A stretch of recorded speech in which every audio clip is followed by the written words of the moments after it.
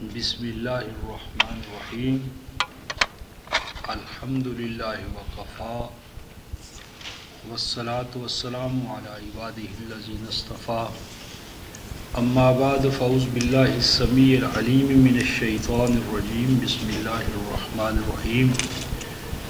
آج رفقۂ محترم 7 رمضان المبارک ہے اور درس قرآن حکیم کے سلسلے میں ہم آیت نمبر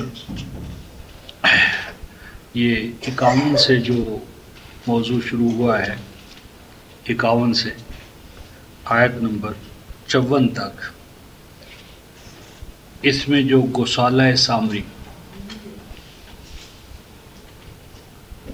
گوسالہ یا بچھڑا، اس کی جو پرستش بنی اسرائیل نے کی اور اس میں سامری کا جو کردار ہے،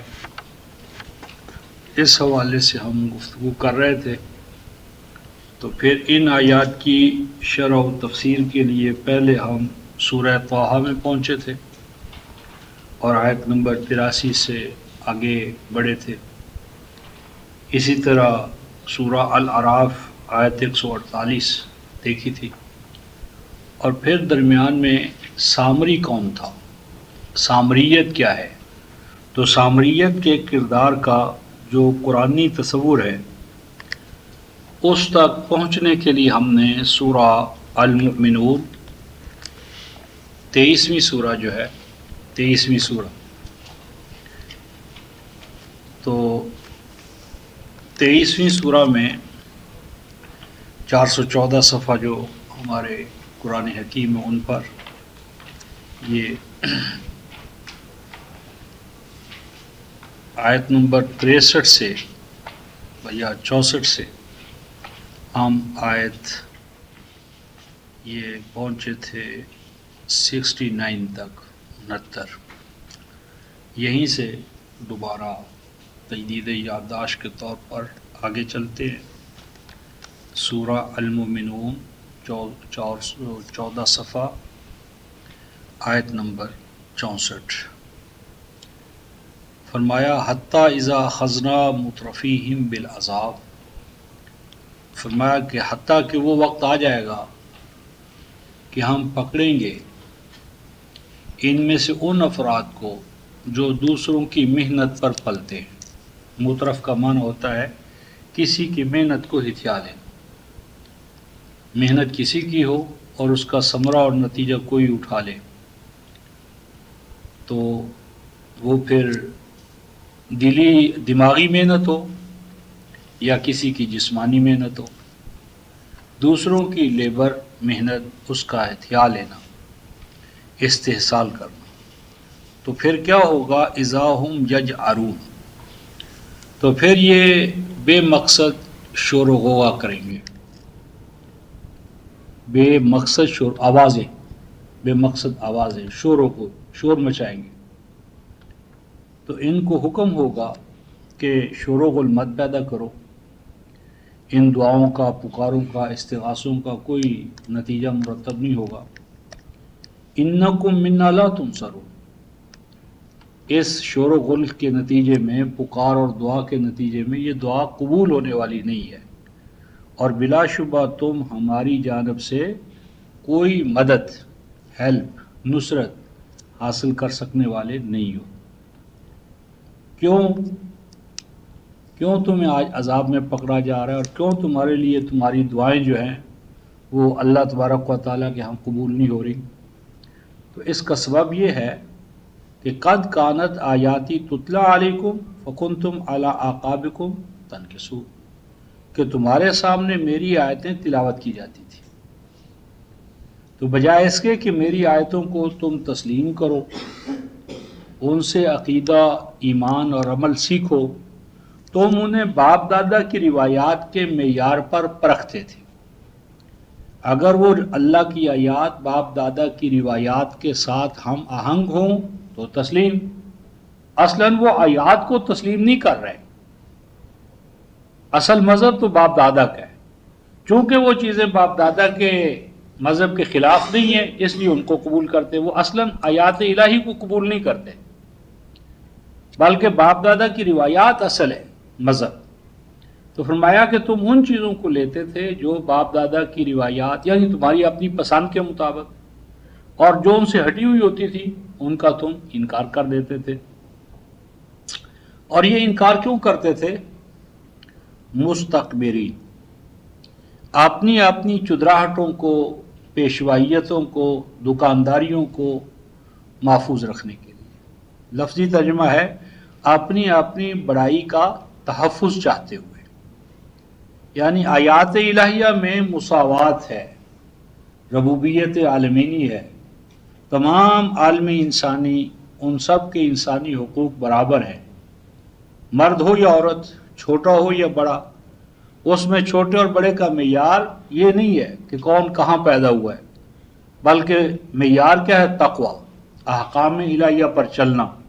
تو جتنا کوئی حکم الہی کا پابند ہے اتنا وہ معزز ہے، اور جتنا حکم الہی کو توڑنے والا ہے اتنا وہ اپنی کرامت کو، ڈگنیٹی کو ضائع کرنے والا ہے. تو اپنی اپنی کبریائی کا، عظمت کا، مقام بلند یعنی جو سٹیٹس کو، وی آئی پی کا جو تمہیں مرتبہ مقام معاشرے میں ملا ہوا ہے اس کا تحفظ کرتے ہوئے. اور پھر یہ چیز تمہیں کس مقام پر لے جاتی ہے؟ بہی سامرن تہجرون، پھر تم کتاب الہی کو قصوں اور کہانیوں کی کتاب بنا دیتے ہو. سامر کا معنی ہوتا ہے رات میں بیٹھنا، وقت گزارنے کے لیے، دل لگی کے لیے، اور قصے، کہانیاں، لطیفے، چٹکلے. تو یہ تمام چیزیں عربی میں سامر، اور جو یہ اس فن کا ماہر ہو اسے سامر کہتے ہیں. سمیر اور سامر، جس طرح ہم کہیں سارق چرانے والا، قاتل قتل کرنے والا، حالق ہلاک ہونے والا. تو اسی طرح سامر ہوا کتاب الہی کو قصوں اور کہانیوں کی چیز بنا کر اس سے دل لگی کا سامان پیدا کرنا تاکہ قوم خوش ہو جائے. اللہ ناراض ہو تو کوئی مسئلہ نہیں، اللہ کی ناراضگی اس کا نصب العین نہیں ہوتا. قوم راضی ہو، معاشرہ راضی ہو، اکثریت راضی ہو کہ اس کے نتیجے میں اسے حیات دنیا کے مفادات ملیں. جو وی آئی پیز ہیں وہ کچھ لقمے اس کو بھی دے دیں اپنے چبائے ہوئے، نوچے ہوئے. اور فرمایا تہجرون، تم کتاب الہی کو کیا کر دیتے تھے؟ مہجور. تو عرض کیا تھا الدابۃ المہجورہ اس جانور کو کہتے ہیں کہ جس کی اگلے یعنی رسی جو ہے وہ پچھلی ٹانگوں کے ساتھ باندھ دی جائے کہ وہ آگے نہ چل سکے آزادی کے ساتھ.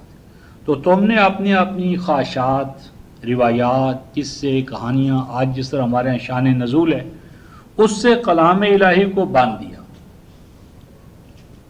پھر فرمایا افلم یدبر القول، مزید برآں ان میں یہ بیماری ہوتی ہے کہ یہ کلام الہی پر تدبر نہیں کرتے. سامریت کیا ہے؟ کلام الہی کو روایات میں جکڑنا، کلام الہی کو قصے کہانیوں کی کتاب بنا لینا، کلام الہی پر تدبر نہ کرنا. اور آگے کیا فرمایا؟ ام جاہم ما لم یات آباہم الاولین، تدبر کیوں نہیں کرتے؟ غور و خوض سے، عقل و بصیرت سے کام کیوں نہیں لیتے؟ اس لیے کہ کہیں تدبر فی القرآن یا تدبر فی الکتاب سے ایسے حقائق سامنے نہ آ جائیں کہ جو پہلے باپ دادا کے، اکابر کے، مشائخ کے پاس نہیں تھے. اور اس طرح جو دینی آبا ہیں، دینی مذہبی آبا، ریلیجیس فور فادرز، اور اسی طرح مادی، کہ کوئی ایسی بات نہ ہمارے سامنے آ جائے کہ جو باپ دادا سے کے عقائد سے، اعمال سے ہٹی ہوئی ہو. تو پھر باپ دادا کا راستہ میں چھوڑنا پڑے گا، اپنے اکابر کے خلاف جانا پڑے گا. یہ ہے وہ نفسیات. اور آگے فرماتے ہیں ام لم یعرفوا رسولہم فہم لہ منکرون، سامریت کیا ہے؟ اپنے رسول کی بھی ان کو معرفت نہیں ہوتی، اپنے رسول کے بھی مقام اور مرتبے کو نہیں پہچانتے. جس طرح دعویٰ کریں گے جی ہم بڑے عاشق رسول ہیں، بڑے عاشق رسول ہیں، اور عشق رسول سے مسجدیں گونج رہی ہیں اور اذانوں میں اور لاؤڈ سپیکروں پر لیکن حال کیا ہے کہ اگر ان سے پوچھو معین الدین اجمیری پہ جادو ہو سکتا ہے، علی اجمیری پہ ہو سکتا ہے، تو کانوں پر ہاتھ لگائیں گے، آپ کو مجھے وہابی کہیں گے۔ تھوڑی دیر کے بعد پوچھیں کہ محمد رسول اللہ پہ جادو ہوا، تو سر نیچے جھکائیں گے اور کہ ہاں یہ تو ہوا تھا۔ یعنی اپنے رسول پہ جادو، نبی خاتم النبیین پہ جادو، اور جادو سے ان کا حال بحال ہو گئے، نعوذ باللہ من ذالک، لیکن عاشق رسول ہیں، عشق رسول کا دعویٰ ہے، تو انہوں نے اپنے رسول کی بھی معرفت حاصل نہیں کی ہوتی۔ پھر نتیجہ کیا نکلتا ہے؟ فَهُمْ لَهُ مُنْكِرُونَ، نتیجتاً ان کے یہ رسول کے منکر ہوتے ہیں۔ اب یہاں جو فرمایا کہ وہ رسول کے فَهُمْ لَهُ مُنْكِرُونَ، وہ رسول کے منکر ہوتے ہیں، تو کہنے والے کہہ سکتے ہیں جی کب انہوں نے، وہ تو سارا کھیلی رسول کی محبت کے ساتھ اور عشق کے ساتھ اور ان کے ساتھ پیار، تو یہ کیسے ہو سکتا ہے کہ آپ کہتے ہیں کہ قرآن نے کہتا ہے کہ عدم رسالت معرفت کی وجہ سے یہ منکر ہوتے، تو انہوں نے تو کبھی انکار نہیں کیا۔ انکار کس کو کہتے ہیں رفقائے محترم؟ انکار اس ضمن میں ہم ایک مقام دیکھتے ہیں سورہ یوسف، انکار کیا ہوتا ہے، انکار رسالت کیا ہے، وَهُمْ لَهُ مُنْكِرُونَ، کہ یہ تو اصلاً سامریت کیا ہے؟ رسول کا انکار۔ تو جب ہم اسے مذہبی پیشوائیت بار فٹ کرتے ہیں تو وہ کہتے ہیں صاحب ہم نے کب انکار کیا، آپ خواہ ہمارے اوپر یہ فرد جرم عائد کرتے ہیں، ہم تو اس سے بیزار ہیں، ہم نے تو کبھی رسول کا انکار نہیں کیا۔ انکار کس چیز کو کہتے ہیں؟ انکار کسی چیز کی نیگیشن کو نہیں کہتے، ریفیوٹ کرنے کو نہیں کہتے کہ آپ انکار کر دیں بھی میں آپ کو نہیں مانتا، آپ کے مادی وجود کو نہیں مانتا، یہ انکار نہیں ہے۔ انکار قرآن میں کیا ہے؟ سورہ یوسف 291 صفحہ 291 آیت نمبر 58، آیت نمبر 58 عجیب مقام ہے اور انکار کی قرآنی تشریح آ رہی ہے۔ فرمایا جا رہا ہے وَجَاءَ إِخْوَةُ یوسف، 291 صفحہ سورہ یوسف، انکار کس کو کہتے ہیں؟ وَجَاءَ إِخْوَةُ یوسف، سیدنا یوسف علیہ السلام کے بھائی آئے، سیدنا یوسف علیہ السلام کے بھائی آئے، کہاں؟ یوسف علیہ السلام کے پاس، مصر میں۔ فَدَخَلُوا عَلَيْهِ، اور ایک وقت آیا کہ انہیں سیدنا یوسف علیہ السلام کے سامنے پیش کیا گیا، کیونکہ وہ غلہ لینے کے لیے آئے تھے اور وزارت خزانہ یا وزارت اقتصادیات یہ سیدنا یوسف علیہ السلام کے پاس تھا، اس کا قلمداد، تو انہیں وزارت یعنی وزیر سے سینکشن لینا پڑتی تھی۔ تو اب وہ آئے ان کے پاس اور وہ وقت بھی آ گیا کہ اگلے دن دوسرے دن مناسب ٹائم پر ان کو ان کے سامنے پیش کیا گیا۔ آگے دیکھیے فَعَرَفَهُمْ، سیدنا یوسف علیہ السلام نے تو انہیں پہچان لیا، انہیں پہچان لیا، معرفت۔ اب معرفت کس چیز کی ہے؟ کہ یہ کون ہے، ان کا سٹیٹس کیا ہے، ان کا مقام کیا ہے۔ یعنی معرفت ہے کسی چیز کی اصل نیچر تک پہنچ جانا۔ ظاہرہ طور پر تو وہ کنانی تھے، عراق سے آئے ہوئے کچھ نوجوان یا آدمی تھے، لیکن معرفت کیا تھی کہ یہ میرے بھائی ہیں، میرا اور ان کا باپ ایک ہی ہے، میں اور یہ ایک ہی خاندان کے ہیں۔ یعنی انر کے اندر پینیٹریٹ کرنا، یہ تو ہے معرفت۔ اور آگے دیکھیے وَهُمْ لَهُ مُنْكِرُونَ، لیکن یوسف علیہ السلام ان کے لیے منکر تھے۔ اب ان کے لیے منکر تھے کا معنی یہ نہیں ہے کہ وہ انکار کرتے تھے کہ یہ وزیر نہیں ہے، یہ العزیز نہیں ہے، یہ ہمارا اس وقت کا باس نہیں ہے۔ یعنی انکار اس چیز کا نہیں کر سکتے تھے، وہ تو سامنے ان کے پیش ہوئے اور ان کی حاکمانہ اور بالا حیثیت جو تھی وہ سامنے تھی ان کے، ان کا وہ کیسے انکار کرتے؟ یہاں پر سیدنا یوسف کی جو حیثیت ہے وہ دو ہیں. ایک حیثیت تو ان کی ہے کہ وہ مصر کے وزیر خزانہ ہیں، اور ایک ان کی حیثیت ہے کہ وہ ان کے بھائی ہیں. باپ جائے، باپ کے حوالے سے ان کے بھائی ہیں، ایک خاندان ہے، ایک قبیلے کے افراد ہیں. اب وہ ظاہر کو جان گئے، ظاہر کو وہ پہچان گئے کہ یہ حاکم وقت ہے، وزیر اقتصادیات ہے، غلے کا انچارج ہے، اس کے دستخط سے، اجازت سے، اذن سے ہمیں یہ ملے گا. لیکن وہ یہ نہ پہچان سکے کہ اصلاً ان کا اور ان کا دوسرا رشتہ کیا ہے. یعنی یہ معرفت ہے. معرفت ہے کسی چیز کے اندر کی جو حقیقت ہے اس تک ہماری نظر چلی جائے، ظاہر سے اس کے اندر. یعنی اگر ایک چیز دوائی ہے، اس کی ایک اپیرنس ہے، ایک اس کے خواص ہیں.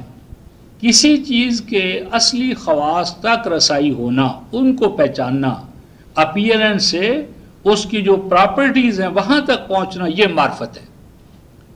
تو فرمایا کہ رسول کو یہ ظاہرہ طور پر تو جانتے ہیں، لیکن رسول کا مقام کیا ہے، مرتبہ کیا ہے، اس کا اللہ تبارک و تعالیٰ کے ہاں جو مقام اور مرتبہ ہے، کیا اس کے ہوتے ان پہ جادو ہو سکتا ہے؟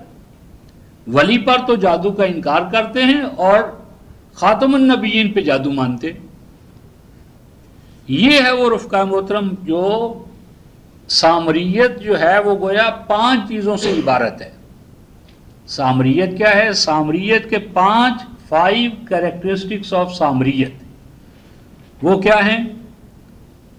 یعنی کتاب الہی کی آیات بینات سے دین، عقیدہ اور عمل نہیں لینا، بلکہ باپ دادا کی روایات سے دین، مذہب اخذ کرنا ہے. یہ پہلی بات ہے.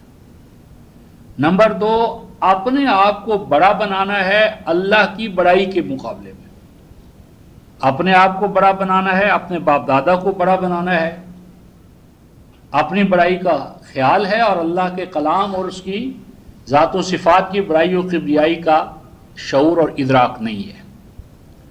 نمبر 3، کلام الہی کو قصوں کی، کہانیوں کی کتاب بنانا اور اسے اپنی خود ساختہ روایات کی رسیوں میں باندھ دینا. یعنی کتاب اللہ کی آزاد اور مستقل حیثیت جو ہے اس کو وہ تسلیم نہیں کرتے. اگلی خصوصیت یہ ہے، چوتھی، کہ وہ تدبر کے قائل نہیں ہوتے. اور تدبر کیوں نہیں کرتے؟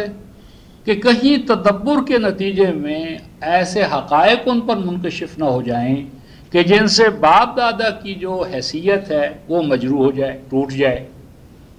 ان کے مقام اور مرتبے کا بھرم جو ہے وہ کہیں چکنا چور نہ ہو جائے. اور آخری بات یہ ہے کہ وہ رسول کی معرفت سے پیدل ہوتے.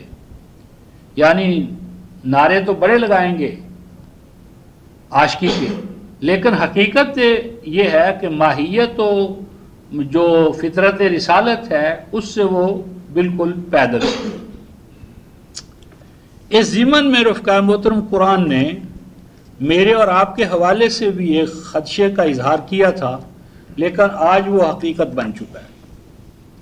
وہ اس طرح، یہ سورہ محمد صلی اللہ علیہ وسلم، سورہ محمد 609 صفحہ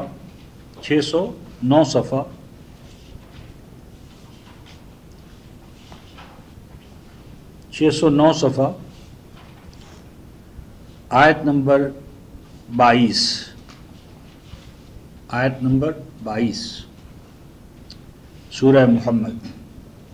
فَهَلْ عَسَیْتُمْ إِن تَوَلَّیْتُمْ أَن تُفْسِدُوا فِي الْأَرْضِ وَتُقَطِّعُوا أَرْحَامَكُمْ أُولَئِکَ الَّذِینَ لَعَنَهُمُ اللَّهُ فَأَصَمَّهُمْ وَأَعْمَى أَبْصَارَهُمْ أَفَلَا يَتَدَبَّرُونَ الْقُرْآنَ أَمْ عَلَى قُلُوبٍ أَقْفَالُهَا إِنَّ الَّذِينَ ارْتَدُّوا عَلَى أَدْبَارِهِمْ مِنْ بَعْدِ مَا تَبَيَّنَ لَهُمُ الْهُدَى الشَّيْطَانُ سَوَّلَ لَهُمْ وَأَمْلَى لَهُمْ.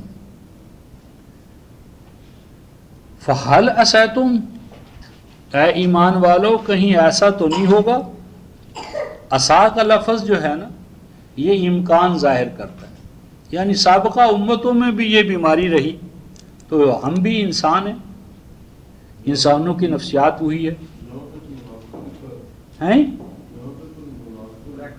منافقوں کا تو کوئی لفظ ہی نہیں ہے، وہ تو اپنی طرف سے ہم نے داخل کیا ہے نا،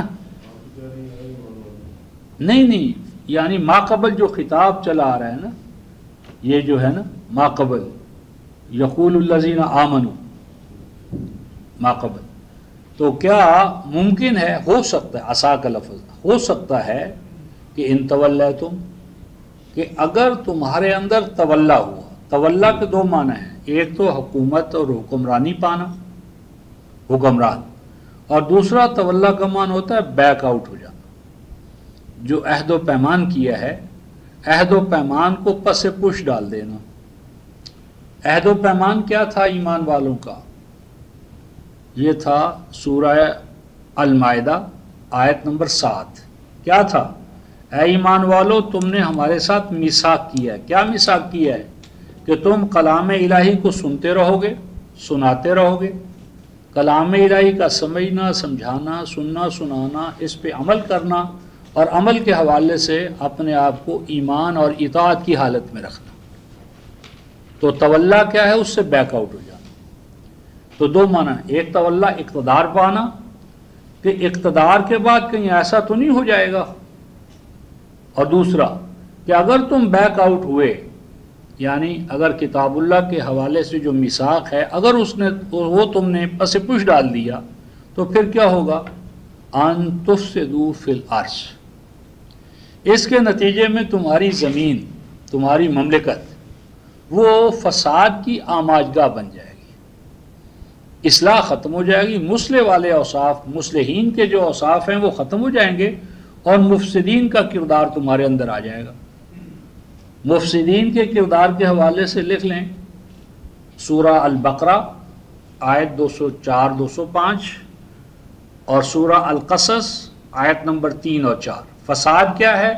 امتوں کے اندر کلاسز کا پیدا ہو جانا، امتیں جو ہیں وہ طبقات میں، گروہوں میں، چھوٹے اور بڑے، حاکم و محکوم، حزب اقتدار، حزب اختلاف، یہ فرعون، حامان اور قارون پیدا کرتا ہے۔ تو یہ سورہ القصص کا مضمون ہے۔ فساد سے مراد ہے زمین والوں کو کلاسز میں تقسیم کر دینا، کانسٹیٹیوشنلی، گروہوں میں، فرقوں میں، جس طرح آج ہم نے گروہوں میں، فرقوں میں، کلاسز میں، پیشہ ورانہ، مذہبی، تو یہ فرقے، یہ الگ الگ گروہ، الگ الگ کلاسز، الگ الگ، اور پھر 205 البقرہ میں فرمایا ہے کہ اس کے نتیجے میں سول وار شروع ہو جاتی ہے، اور چھوٹے اور بڑے کا امتیاز آخر کار ظالم و مظلوم کو ایک دوسرے کے خلاف لڑا دیتا ہے، اور پھر ہر آنے والا جو ہے وہ کیا کرتا ہے؟ یہلک الحرث والنسل، پیداوار بھی گر جاتی ہے، پیداوار ڈے بائی ڈے پیداوار گر جاتی ہے، اور پیداوار کے ساتھ جو پیداواری وسائل ہیں وہ ہلاک ہو جاتے ہیں، اور نتیجہ کیا ہے؟ النسل، جو نسل نو ہے وہ ہلاکت پذیر ہو جاتی ہے، نہ ان کی تعلیم، نہ تربیت، پیشہ ورانہ رقابتیں رہ جاتی ہیں، اور انسانی اخلاق ختم ہو جاتے ہیں، انسانیت ختم، انسانی قدریں ختم ہو جاتی ہیں، حیا، شرم، اخوت، مساوات، بھائی چارہ، غم خواری و غم گساری، اس کو قرآن حکیم نے فساد قرار دیا ہے۔ تو فساد کے ضمن میں سورہ البقرہ 204 205 اور سورہ القصص آیت نمبر 4 اور 5، اور اسی کو دراصل قرآن نے جو کہا ہے فاسق، سورہ البقرہ آیت نمبر 26 اور 27۔ تو کیا فرمایا؟ وَتُقَطِّعُوا أَرْحَامَكُمْ، یہ جب کیفیت آتی ہے تو پھر تم کیا کرو گے؟ تم اپنے بھائی بندوں کا، رحم کے رشتے، یعنی ایمانی اخوت اور وطن کی، قبیلے کی، علاقے کی، یہ تمام جو ریلیشنز ہیں، ٹائز ہے، سب پارا پارا ہو جاتے ہیں۔ ابنائے وطن ایک دوسرے کو سو لوٹ رہے ہیں، جال سازی کر رہے ہیں، لینے کے اور ہیں، دینے کے اور ہیں، تو اپنے ہی بھائی بندوں کو تم کیا کرتے ہو؟ تقطعوا ارحامکم، اپنے ہی بھائی بندوں کو تم ان کا گلا کاٹتے ہو، گلا کاٹو گے۔ اولئک، یہ وہ لوگ ہوں گے لعنہم اللہ، کہ جو اللہ تبارک و تعالیٰ کی طرف سے لعنت کی زد میں آ جائیں گے۔ اور لعنت کی زد میں کوئی قوم یا امت کب آتی ہے؟ اس کے لیے دو حوالے لکھ لیں، سورہ البقرہ دوسری سورہ آیت 159 160 اور سورہ البقرہ ہی کی آیت 175 اور 176۔ اور یہی بگاڑ کہاں پیدا ہوا تھا؟ بنی اسرائیل میں۔ تو بنی اسرائیل کو جو پہلا خطاب ہوا ہے سورہ البقرہ کی آیت 41 میں، تو اس کی 43ویں آیت کیا تھی؟ فرمایا تکتم الحق وانتم تعلمون، کہ تم کتمان کر رہے ہو، یعنی اول تو تمہارے پاس کامل حق ہے نہیں، کتاب میں تم نے تحریف کر دی ہے، مزید برآں تمہاری یعنی برائی یہ ہے جس کی وجہ سے تم سے امامت لیڈرشپ ہم واپس لے رہے ہیں کہ تم نے کلام الہی کا جو کچھ بھی ہے تمہارے پاس اس کا تم کتمان کر رہے ہو، چھپا رہے ہو، اس پہ پردے ڈال رہے ہو، اور انسانی روایات کو تم خوب سامنے لا رہے ہو۔ تو یہ جو چیز ہے یہ ہے لعنت کا سبب۔ اور اس لعنت والی قوم کی پہچان کیا ہے؟ لعنت والی قوم کی پہچان یہ فَأَسَمَّهُمْ وَأَعْمَى أَبْصَارَهُمْ، فرمایا کہ ان کی پھر جو آنکھیں ہیں نا وہ اصل بصیرت ان میں نہیں رہتی، یعنی آنکھوں میں آئی بالز تو ہوتے ہیں، فزیکل ویژن اور سائٹ بھی ہے، لیکن وہ ایمانی بصیرت سے آنکھیں دل دماغ پیدا، اور کانوں میں ہر چیز کس سے کہانیاں وہ سن لیں گے، کلام الہی کا سننا جو ہے کان اس سے ناشنا ہو جاتے ہیں۔ فَأَثَمَّهُمْ وَأَعْمَى أَبْصَارَهُمْ، فرمایا کہ اللہ تعالیٰ پھر انہیں کیا پاتا ہے؟ بہرا، وہ بہرے بنا دیے جاتے ہیں۔ وَأَعْمَى أَبْصَارَهُمْ، اور ان کی آنکھیں جو ہیں ان کے اندر سے بصیرت و روشنی ختم ہو جاتی ہے۔ اور یہ جو کیفیت ہوتی ہے رفقا محترم، تو یہ کیوں؟ اس کا جواب یہ دیا افلا یتدبرون القرآن، یہ قوموں کے اندر یہ مزاج کیوں پیدا ہوتا ہے؟ فرمایا اس لیے کہ وہ کہتے ہیں وہ تدبر فی القرآن کے قائل نہیں ہوتے۔ افلا یتدبرون القرآن، یعنی یہ جن کے یہ گویا اوصاف ہیں، بھلا یہ کیوں کلام الہی پر تدبر نہیں کرتے؟ یعنی کلام الہی کے تدبر میں اس مرض کا ازالہ ہے۔ یعنی جب تک امت میں تدبر فی القرآن کی روایت، ٹریڈیشن، پروسیجر، پروسیس رہے گا تو یہ کیفیت نہیں پیدا۔ جب یہ تدبر فی القرآن چھوڑیں گے تو اس مقام پر آ جائیں گے۔ اور آگے فرماتے ہیں ام علی قلوب اقفالها، کہیں ایسا تو نہیں کہ انہوں نے اپنے قلوب و اذہان پر تالے لگا کر ان کی چابیاں کہیں رکھ کر بھول گئے۔ ام علی قلوب اقفالها، اقفال کفل کا اصل معنی ہوتا ہے کسی چیز کو بند کر دینا، ریورس گیئر لگا دینا۔ تو چونکہ تالے سے ہم کسی چیز دروازے وغیرہ کو بند کر دیتے ہیں تو اس لیے اقفالہ تالا لگا دینا۔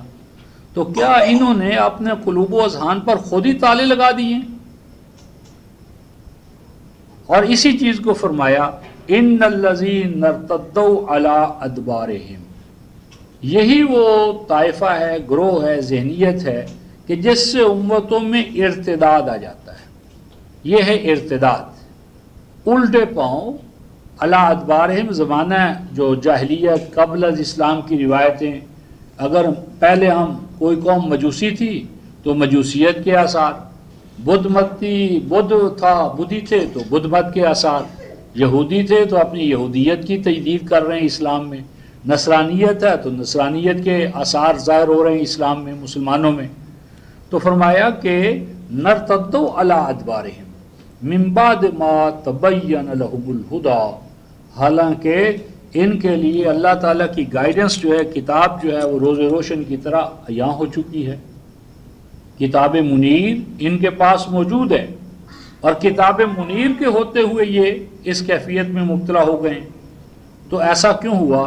الشیطان سول لہم و املا لہم، فرمایا کہ شیطانی قوتوں نے، شیطانی ایجنسیوں نے ان کو اس مرض میں مبتلا کیا۔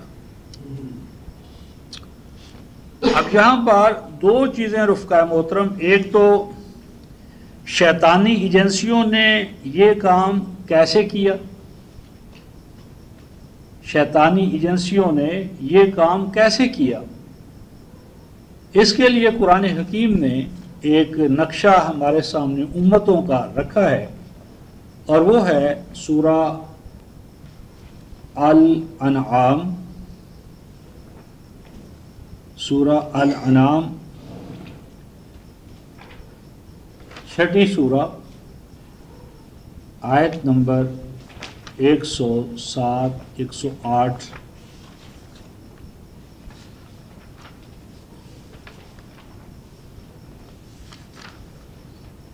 یہ 107-8 کی بجائے یہ آپ 112 لیں، 112، یہ صفحہ ہوگا 171، 171،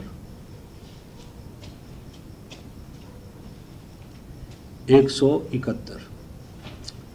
وَكَذَلِكَ جَعَلْنَا لِكُلِّ نَبِيٍّ عُدُوًّا شَيَاطِينَ الْإِنسِ وَالْجِنِّ، فرماتے ہیں اور اسی طرح ہم نے ہر نبی کے لیے دشمنوں کو پایا، یعنی جس طرح اے نبی آپ کے مکہ میں، طائف میں، عرب میں چاروں طرف دشمن پھیلے ہوئے ہیں، تو یہ کوئی نئی بات نہیں ہے۔ اسی طرح جیسا کہ آپ کے ساتھ ہو رہا ہے، ہر نبی کے ساتھ ایسا ہوا کہ اس کے دشمن پیدا ہوئے۔ دشمنوں کو، جو انبیاء کے دشمن ہیں، ان کو قرآن حکیم نے کہا ہے شیاطین۔ انبیاء کے دشمن شیطان ہیں، یعنی جو نبی کی دشمنی میں متحرک ہوتا ہے وہ شیطان ہے۔ شیطانہ کا معنی ہوتا ہے دور ہو جانا، اور شیطانہ کا معنی حسد اور رقابت میں جل جانا۔ تو یہ مستکبرین انبیاء کے ساتھ حسد، رقابت اور عداوت میں مبتلا ہو جاتے ہیں، حسد اور رقابت میں جل جاتے ہیں، اور حسد اور رقابت میں انبیاء سے دور ہو جاتے ہیں۔ یہ جو شیاطین ہیں یہ دو طرح کے ہوتے ہیں، نمبر 1 الانس اور دوسرے الجن۔ ان میں سے کچھ تو لوگوں کے اندر مانوس، اپنے آپ کو مانوس رکھتے ہیں، رابطہ رکھتے ہیں، ماسز کے ساتھ رابطہ رکھتے ہیں، اور والجن، اور کچھ ان میں سے پوشیدہ رہتے ہیں، کچھ اپنے اپنے حجروں میں، خانقاہوں میں، کمین گاہوں میں چھپے رہتے ہیں، اور کچھ ان کا کمین گاہوں میں، حجروں میں چھپی ہوئی جو قوتیں، شیطانی قوتیں ہوتی ہیں، ان کا پیغام، افکار و تصورات، پراپوگنڈا، افواہیں، وہ لے کر ماسز میں آتے ہیں۔ کچھ ماسز سے، عوام الناس سے اپنے آپ کو وابستہ رکھتے ہیں، اور کچھ عوام الناس کی بجائے ان کا عوام سے کوئی میل جول نہیں ہوتا، وہ پوشیدہ کمین گاہوں میں چھپے رہتے ہیں۔ پھر یہ کیا کرتے ہیں رفقا محترم؟ یوحی بعضهم الی بعض زخرف القول غرورا۔ پھر یہ کیا کرتے ہیں؟ فرمایا کہ کرتے یہ ہیں کہ یہ وحی کرتے ہیں، یوحی بعضهم، وحی کرتے ہیں یہ ایک دوسرے کو، یعنی اب جو وحی کرنے والا ہے نا، یہ شیطانی گروہ ہے، شیطانی گروہ وحی کرتا ہے، اور شیطانی گروہ جن کی طرف وحی کرتا ہے وہ کون ہوتے ہیں؟ الانس، یعنی شیطانی گروہ وہ وحی کرتے ہیں، وحی گھڑتے ہیں، بناتے ہیں، ڈھالتے ہیں، اور انسانوں کے ذریعے جو ان کے مرید ہوتے ہیں، جو ایمان والوں کے ساتھ بھی رشتہ رکھتے ہیں، ان کے ساتھ وہ اپنے آپ کو چونکہ وابستہ کر چکے ہوتے ہیں، لہٰذا ادھر سے لے کر وہ ادھر لے جاتے ہیں۔ اور وہ جو وحی کرتے ہیں رفقائے موت، اس کو قرآن کہتا ہے زخرف القول غرورا، اب اگر کوئی شخص کلیئر کٹ الفاظ میں آپ کو یا مجھے قرآن سے چھڑانا چاہے، دور کرنا چاہے، تو یہ تو بڑا مشکل ہے۔ یعنی کوئی بھی شیطان رحمانی قوتوں کو شیطان کا نام لے کر ورغلا نہیں سکتا۔ ہر شیطان رحمان کی قوتوں کے روپ میں آئے گا، زبان وہ رحمان والی بولے گا، شکل صورت وہ رحمانی بنائے گا، مقصود اس کا ہوگا شیطانی بنانا۔ تو فرماتے ہیں کہ وہ کیا کرتے ہیں، زخرف القول، زخرف کہتے ہیں سونے کا پانی، سونے کا پانی، سنہرا، گولڈن، اور القول سے مراد ہے قول الہی، یعنی وہ اپنی شیطانی وحیوں پر اللہ کے کلام کا پانی ملمہ چڑھا دیتے ہیں۔ یعنی کوئی شیطانی وحی براہ راست کسی امت میں وہ نفاذ پذیر نہیں ہوئی۔ ہر شیطانی وحی رحمانی اقوال کے زیر سایہ، ان کی شرح، ان کی تفسیر، ان کا شان نزول ہر نبی کے ساتھ، یہ کوئی حضور علیہ السلام کے ساتھ نہیں ہے۔ آپ دیکھیں لکل نبی، وہ موسیٰ علیہ السلام ہو، مسیح علیہ السلام ہو، نوح علیہ السلام ہو، جو نبی بھی ہوا ہے اس نبی کے ساتھ یہی طریقہ کار شیطانی قوتوں نے اختیار کی ہے۔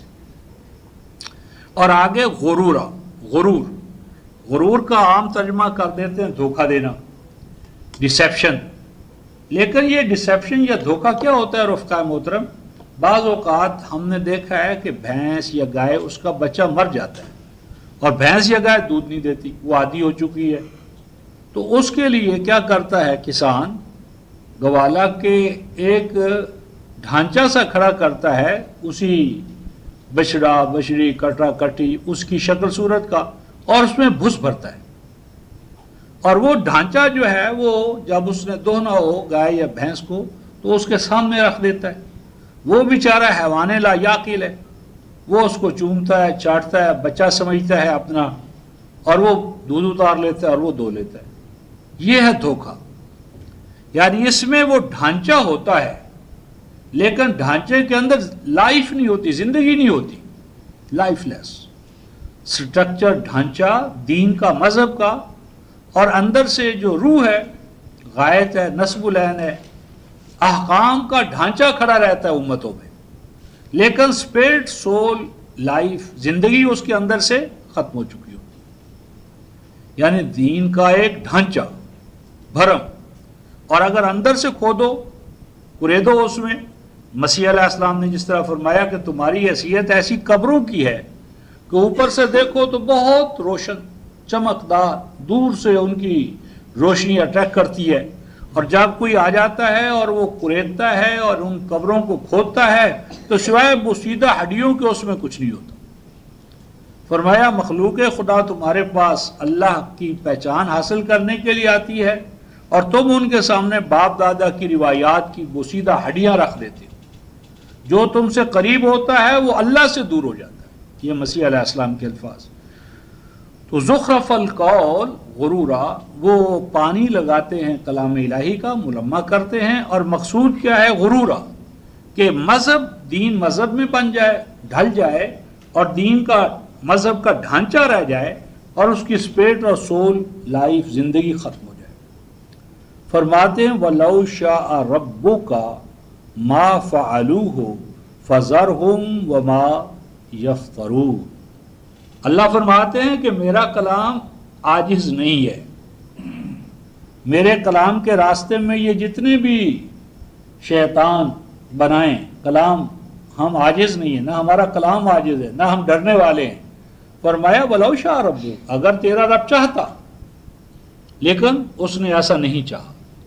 اگر تیرا رب چاہتا ما فعلوہ، تو یہ شیطانی طاقتیں متحرک ہی نہ ہو سکتی، لیکن اللہ تعالیٰ کو اپنے کلام پر، نور پر، اہل ایمان پر اعتماد ہے۔ تو کیا فرماتے ہیں فَذَرْهُمْ وَمَا يَفْتَرُونَ، چھوڑ دے ان کو، دل کا شوق پورا کر لے، وَمَا يَفْتَرُونَ، اور جو فیبریکیشنز انہوں نے کرنی ہیں کھلے عام کرو، کھلم کھلا کرو۔ زمانہ، وقت اور حالات بتائیں گے کہ اللہ کا کلام چلتا ہے، یہ جھوٹی روایات کی رسیاں جو ہیں وہ نوع انسانی کی نجات کا باعث بنتی ہیں۔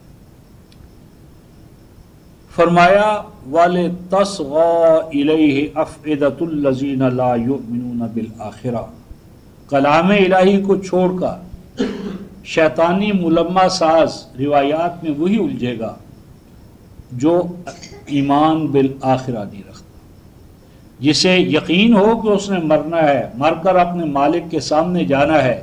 کیسے ہو سکتا ہے کہ مالک کا سچا اور سچا کلام چھوڑ دے اور ظنی روایات کو اپنے لیے دین بنا لے؟ ایمان بالآخرہ کے جو دشمن ہیں، پاپی ہیں، وہی ادھر جائیں گے۔ اور آگے فرمایا وَلِيَرْضَوْهُ، اور وہ خوب ایک دوسرے کو راضی کریں گے، وَلِيَقْتَرِفُوا مَا هُمْ مُقْتَرِفُونَ، اور جو انہوں نے ٹل لگانا ہے، زور لگانا ہے، خوب لگائیں گے۔ آگے نبی مکرم صلی اللہ علیہ وسلم کا اعلان کہ ایسے حالات میں مجھے کیا کرنا ہے، ایمان والوں کو کیا کرنا ہے۔ لیکن اب ایک سوال کہ اگر امت میں یہ دو طرح کی وحیاں، وحی رحمان اور شیطان، یہ دونوں آپس میں آ جائیں تو ایسے حالات میں ہم ہوں تو ہم کیا کریں، اور کیسے پہچانیں کہ یہ وحی رحمان ہے، یہ وحی شیطان ہے؟ اس کی پہچان کیسے ہوگی؟ اسی سورہ کی آیت نمبر 121 میں اللہ تعالیٰ نے دونوں وحیوں کو پہچاننے کا ایک ہمیں معیار عطا کیا ہے، ایک کرائیٹیرین عطا کی ہے۔ وہ معیار اور کرائیٹیرین کیا ہے؟ آیت 121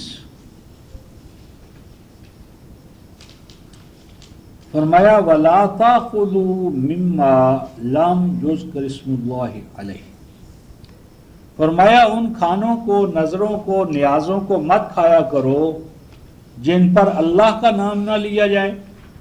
اللہ کے نام کی بجائے غیر اللہ کے نام، یہ فلاں کی نظر ہے، نیاز ہے، تو انسانوں کے ہاں تقرب حاصل کرنے کے لیے جو نیازیں، نظریں یہ کی جائیں، ان کا کھانا آ جائے، تم نے تو کیا کرنا؟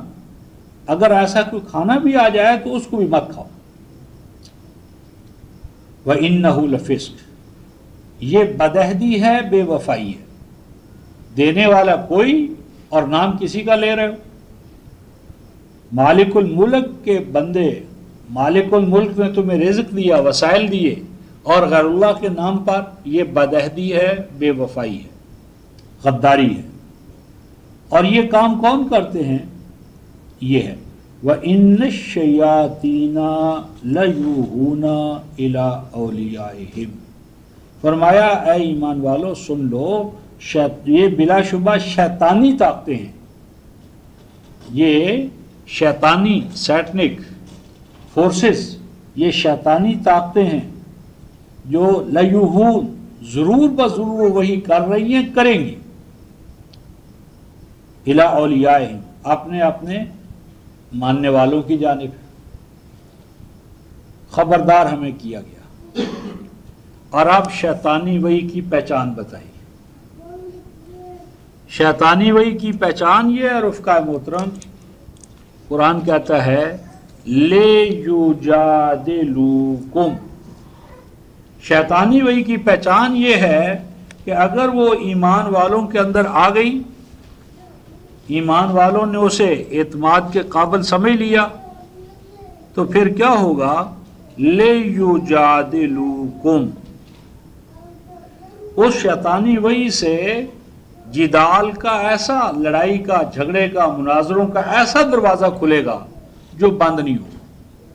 لِیُجَادِلُوکُم، تاکہ مسلمانوں کو ایک دوسرے کے خلاف دست و گریباں کر دے، اس کا ہاتھ اس کی داڑھی،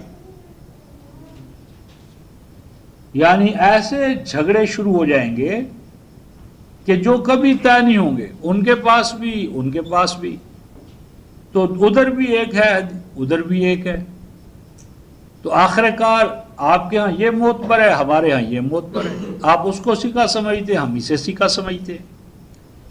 اور آگے ایک اور اہم بات یہ ارشاد فرمائی کہ وَإِنْ أَطَعْتُمُوهُمْ إِنَّكُمْ لَمُشْرِكُونَ، فرمایا کہ اگر تم نے یہ جو شیطانی وحی بنانے والے ہیں، اگر ان کو اعتبار کے قابل سمجھ لیا، معتبر سمجھ لیا، ان کے بھرے میں آ گئے، ان کے داؤ پیچ میں اگر تم آ گئے، ان کو تم نے مقدس سمجھ لیا، ہاں جی، ان کے نورانی چہروں کو اور لمبے چوہوں کو اگر تم دیکھ کر ان کے چکر میں آ گئے تو پھر کیا ہوگا؟ انکم لمشرکون، تمہارے اندر شرک آ جائے گا۔ شرک ذات کے حوالے سے تو نہیں آیا، یہ تو نہیں کہا کہ دو ہیں، لیکن شرک فی الصفات، شرک فی الشریعہ، ہاں جی، شرک فی التصرف، کرنے والے، کملی والے، حاجت روا، مشکل کشا، یہ قبر پرستی، یہ مزار پرستی، یہ مشائخ پرستی، یہ پیر پرستی، یہ جتنی پرستش کی صورتیں یعنی ساری، تو اور پھر سب سے بڑی فرقہ پرستی، یہ سب کچھ آ جائے گا۔ تو یہ ہے وہ پہچان جو اللہ کے کلام اور شیطانی وحی کے مابین حد فاصل ہے۔ اللہ کا قرآن متحد کرتا ہے، دلوں کو جوڑتا ہے، کیونکہ وہ خالق و مالک سے جڑ کر ان میں تقوی اور خشیت پیدا ہوتی ہے، اور شیطانی وحی انسان کو کیا کرتی ہے؟ بے عمل کرتی ہے، اللہ کے کلام سے الگ کر دیتی ہے، اور پھر اللہ کے کلام سے پچھڑ کر ایک دوسرے کے خلاف انسان محاذ بنا لیتا ہے۔ اس ضمن میں ایک مقام دیکھ کر کہ حامیم سجدہ، حامیم سجدہ 41ویں سورہ 570 صفحہ 570 صفحہ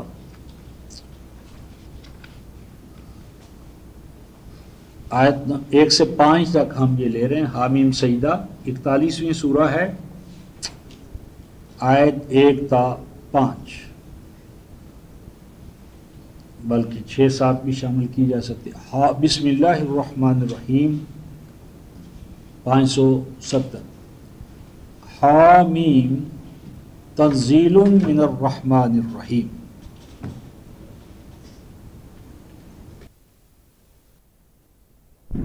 چار سو 570 صفحے پر سورہ حامیم سجدہ دیکھ رہے تھے۔ حامیم تنزیل من الرحمن الرحیم۔ حامیم، ہاں سے مراد ہے حامد، اللہ تبارک و تعالیٰ کی حمد، ستائش، توحید، اس کو بیان کرنے والے، اسٹیبلش کرنے والے، اور میم مرسل محمد، یہ اوپر جو مدہ ہے نا، تو یہ 2 میم ہے، میم تو پہلا مرسل، دوسرا محمد، یعنی اللہ کی حمد توحید بیان کرنے والے مرسل محمد۔ اگلا آیت 2 میں قرآن کا ایک خاص اعجاز ہے، وہ یہ یا کسی بھی کتاب کا جو الہامی ہو، اس کی ذمہ داری ہے کہ وہ اپنا تعارف خود کروائے، وہ اپنا تعارف کروائے، اور اپنے بارے میں جو سوالات اس کے بارے میں پیدا ہوتے اس کا خود جواب دے، کہ وہ کتاب کہاں سے آئی، کس نے لکھی، کب لکھی، کیوں لکھی، کس زبان میں لکھی، کن کے لیے لکھی، اس کا دعویٰ کیا ہے، اس کی دلیل کیا ہے، اور دلیل اس کی یونیورسل ہونا چاہیے، عالمگیر، ہمہ زمان، ہمہ مقام میں وہ فٹ ہو۔ یہ معیار عقلی طور پر صحیح معیار ہے۔ یہ معیار لے کر آپ انجیل کو، تورات کو، ویدوں کو، اپنشدوں کو، یا جو اوسطا دنیا جہان کی جو الہامی کتابیں ہیں، ان پر اس یعنی کسوٹی کو، اس معیار کو پرکھیں، اس پر پرکھیں ان کو، تو آپ کو خود پتہ چل جائے گا۔ تو یہ قرآن ہے جو اپنے بارے میں ان سوالات کا خود جواب دیتا ہے۔ مثلا اگر یہ سوال ہو کہ اے حامد مرسل محمد، تیرے اوپر جو کلام نازل ہوا ہے، یا اے قرآن تو کہاں سے آیا ہے، تیرا نازل کرنے والا، لکھوانے والا، اتارنے والا کون ہے، تو فرمایا حامیم تنزیل من الرحمن الرحیم، کہ اس کلام الہی کا نازل کیا جانا، اتارا جانا، عطا کیا جانا اس اللہ کی طرف سے ہے جو رحمان بھی ہے اور رحیم بھی، یعنی یہ اس کی رحمانیت اور رحیمیت ہے کہ جس کے نتیجے میں یہ قرآن اترا ہے۔ یہ تنزیل جو رحمان و رحیم کی طرف سے یہ ہے کیا، فرمایا کتاب، یہ ایک دستور حیات ہے، کتاب ہے۔ کیسی کتاب ہے؟ فرمایا فصلت آیاتہ، یہ ایک ایسی کتاب ہے کہ جس کی آیات فیصلہ کن ہے۔ یہ آیات الہی فیصلہ کن ہے۔ فصلت آیات کا معنی جو عام طور پر ہمارے ڈیٹیلڈ نہیں، فصلت فصل سے ہے، فصل کہتے ہیں فیصلے کو، فیصلہ کن، یعنی یہ آیات الہی فیصلہ کن ہے۔ ہر آیت اپنی ذات میں ایک فیصلہ ہے، الہی فیصلے ہیں، اور ان آیات الہی کو جو فیصلہ کن انداز میں حامیم کی طرف نازل ہوئی ہیں، ان کے بارے میں فرمایا قرآنً عربیًا لقوم یعلمون، یہ قرآن ہے، کتاب عربی، اور یہ عربی، عربی کا یہاں معنی ہے کلیئر کٹ، اپنے مفہوم کو خود بیان کرنے والا، اور مقصود کیا ہے؟ لقوم یعلمون، تاکہ جو قوم علم الہی چاہتی ہے، الہی گائیڈنس چاہتی ہے، ڈیوائن نالج چاہتی ہے، وہ علم الہی جو ہے وہ عطا کرنے کے لیے قرآن نازل ہوا ہے۔ اور آگے دیکھیے بشیرم و نذیرہ، یہی قرآن بشیر ہے اور یہی قرآن نذیر ہے، یعنی بشیر و نذیر اصل میں اللہ کا کلام ہوتا ہے۔ رسول تو اس اللہ کی بشارت اور انذار کا کیا ہوتا ہے؟ کیریج، وہ تو کیریئر ہے، وہ تو اٹھانے والا ہے، پہنچانے والا ہے۔ اصلاً بشیر اور نذیر کون ہے؟ اللہ کا کلام۔ تو قرآن پاک کی حیثیت کیا ہے؟ یہ بشیر بھی ہے اور نذیر بھی، تو بشارت دیتا ہے جو اس پر چلیں تو اللہ کی رحمتوں سے ہمکنار ہوں گے، اور جو اس سے اپنا رابطہ منقطع کریں گے وہ کھڈ اور کھائیوں میں گریں گے۔ تو کھڈ اور کھائیوں میں گرنے والوں کو بھی آگاہ کرتا ہے کہ انکار کی صورت میں کھڈ اور کھائیاں ہیں، اور چلنے والوں کو بشارت دیتا ہے کہ اگر چلو گے تو تمہارے لیے بشارات ہی بشارات ہے۔ فرمایا فَأَعْرَضَ أَكْثَرُهُمْ فَهُمْ لَا يَسْمَعُونَ، اس بشیر و نذیر قرآن عربی، قرآن مبین، اس کو جب سنتے ہیں تو کیا کرتے ہیں؟ فَأَعْرَضَ أَكْثَرُهُمْ، ان کی اکثریت جو ہے وہ تو اس قرآن سے کنی کترا رہی ہے۔ کنی کترانا، اعراض، کنی کترا رہے ہیں۔ اور کس طرح کنی کتراتے ہیں رفقائے محترم؟ فَهُمْ لَا يَسْمَعُونَ، وہ تو اس کو سننے کے بھی روادار نہیں ہیں، یعنی ان کے لیے قرآن کا سننا بھی مشکل ہو گیا۔ فَهُمْ لَا يَسْمَعُونَ، تو وہ اس کو سننا بھی نہیں چاہتے۔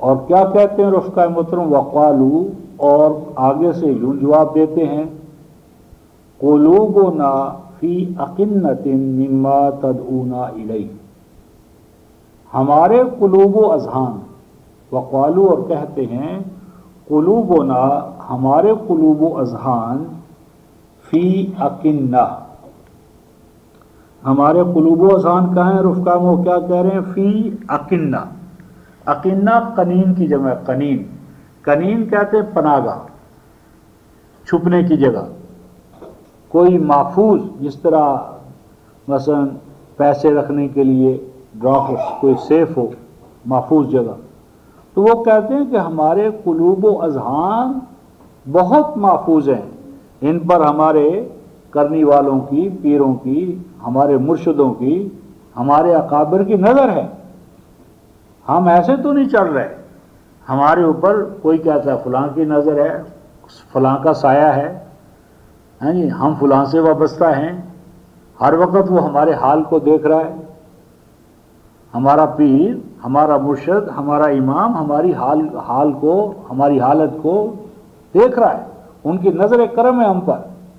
یا صاحب الزمان ادرکنی، کیا کہتے ہیں؟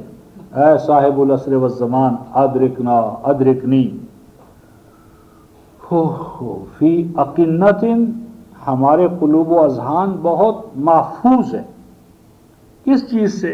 مما تدعونا الیہ، اس دعوت کے حوالے سے جس کی طرف تم دعوت دے رہے ہو، بلا رہے ہو، یعنی تمہاری دعوت ہمارے اوپر کارگر نہیں ہو سکتی، تمہاری دعوت ہمارے اوپر کارگر نہیں ہو سکتی، جو زور لگانا ہے لگا لو۔ اور آگے کہتے ہیں رفقائے محترم وفی آذاننا وقرن، ہمارے تو کان تمہاری دعوت کو سننے کے لیے تیار ہی نہیں ہے۔ وقر، وقر کہتے ہیں ڈانٹ، کوئی ایسی چیز جو حائل ہو جائے نفوذ کرنے میں۔ تو کیا ہو گیا کہ ہمارے قلوب و اذہان تمہاری دعوت توحید کی جانب سے بالکل الگ، اور ہمارے کانوں کے اندر کیا ہے؟ ڈانٹ۔ ہمارے کانوں جس طرح تنبا یا روئی یا کوئی چیز ڈال لی جائے کہ آواز آگے جائی نہ، کانوں کے پردے کو آواز بھی نہ ٹکرائے۔ اور آگے کہتے ہیں وَمِن بَيْنِنَا وَبَيْنِكَ حجاب، تمہارے اور ہمارے مابین تو بڑے فاصلے ہیں۔ تم کیا سمجھتے ہو تم اور ہم ایک ہیں؟ ہمارے اور تمہارے مابین حجاب ہے، کرٹنز، پردے۔ دوسرے مقام پر سورہ بنی اسرائیل میں فرمایا کہ وہ کرٹن نظر نہیں آتے، پردے نظر نہیں آتے۔ تو اپنے اپنے عقائد جو ہر فرقے نے گھڑے ہوئے ہیں، روایات، فضائل کی قصے، کہانیاں، وہ اپنی ذات میں ایک حجاب ہے، وہ حجاب ہے۔ ہمارے اور تمہارے مابین بہت حجاب ہے۔ فَعَمَلْ إِنَّنَا عَامِلُونَ، چلو ہم تمہیں روکتے نہیں ہیں، اگر تمہارے دل میں کچھ شوق ہے پورا کر لو، ہم نے تو ماننا نہیں ہے، ہم تو ماننے والے نہیں ہیں، لیکن تمہارا اصرار ہے تو ہم تجھے روکتے نہیں ہیں، سنا لے، کچھ کر لے۔ یعنی ہم روکتے نہیں ہیں، تو اپنا شوق پورا کر لے، سنا لے، کوئی ایسی بات نہیں ہے، ہم رکاوٹ نہیں بنتے، اور ابھی ہم دیکھیں گے کہ بڑی جلدی رکاوٹ بنا دیں گے۔ فرمایا کہ وہ رکاوٹ ہمارے تمہارے مابین نہیں ہے، سنا لو، ہم اس میں تمہارے لیے رکاوٹ نہیں بنتے۔ فعمل، عمل کر، کام کر، اجازت دے رہے ہیں بڑے سخی بن کر۔ اننا عامل، تو پڑھائے گا سنائے گا قرآن تو ہم پھر اس کا اینٹی تریاق بھی تلاش کر لیں گے، ہم تیرے دعوتی قرآنی جو تمہارا عمل ہوگا اس کو روکیں گے۔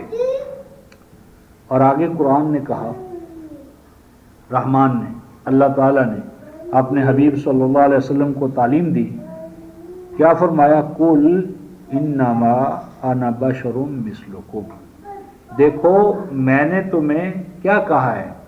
کیا میں نے کہا کہ میں خدا ہوں؟ کیا میں کوئی خدا کا اوتار ہوں، خدا کا بیٹا ہوں؟ کس بات پر تم سیخ پا ہو رہے ہو؟ میں نے کیا دعویٰ کیا ہے؟ یعنی میرے دعوے میں کون سی ایسی بات تمہیں نظر آ رہی ہے کہ جس کی وجہ سے تم سیخ پا ہو رہے ہو؟ یعنی میں نے تو اپنی بشریت کو پہلے رکھا ہے، میں بشر ہوں، اور بشر بھی ہوں مثلکم، تم جیسا۔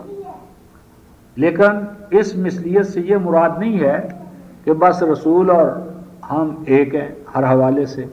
بشریت میں کھانا پینا، حوائج بشریہ، تو جس طرح کہ اب صدر بھی ہمارا انسان ہے اور اس کا ایڈیکام وہ بھی انسان ہے، ایک چیف بھی انسان ہے، اور اس کا جو اسٹینوگرافر اور اس کے گیٹ پر جو بیٹھا ہے بوا وہ بھی انسان ہے۔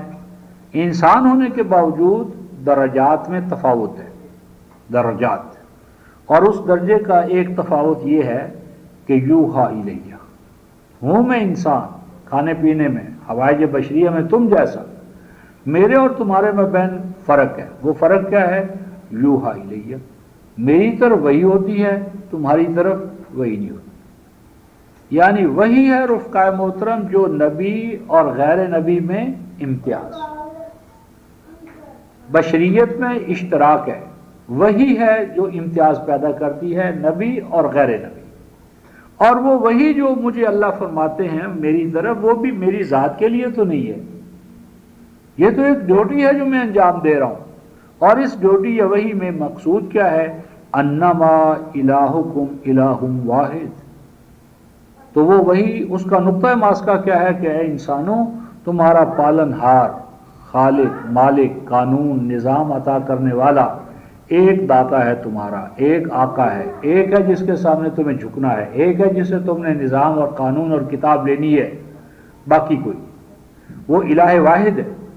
فاستقیموا الیہ، بس اس مولا اور مالک کے ساتھ اپنے آپ کو لگا لو، اس کے سامنے جھک جاؤ، اس سے، اس پیارے محبوب سے اپنا رشتہ استوار کر لو۔